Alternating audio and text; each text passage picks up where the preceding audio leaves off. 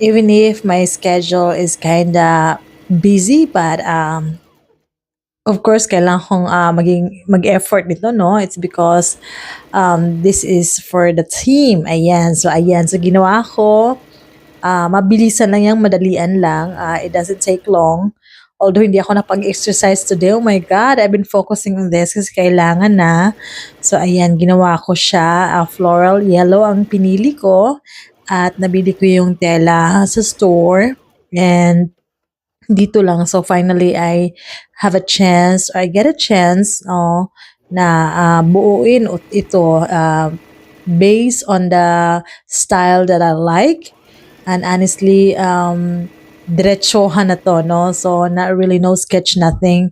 Whatever I think it fits me, ginagawa ko. So, here it is. So, andito tayo ngayon.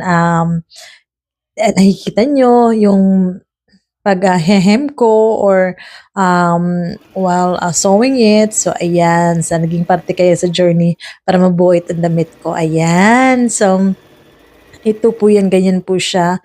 And busy-busyhan talaga. So, ayan. So, andyan na.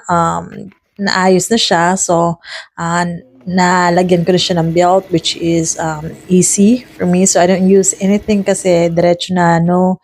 I only use just a fabric, no, and sewing it the way I desired style.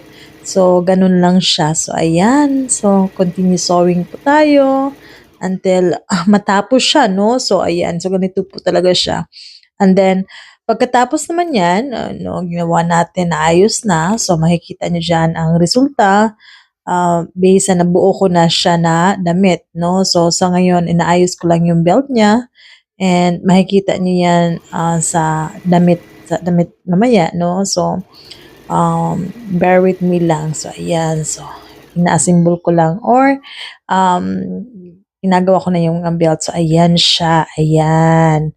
So, ganyan lang siya. Honestly, napaka-simple lang and I really love it.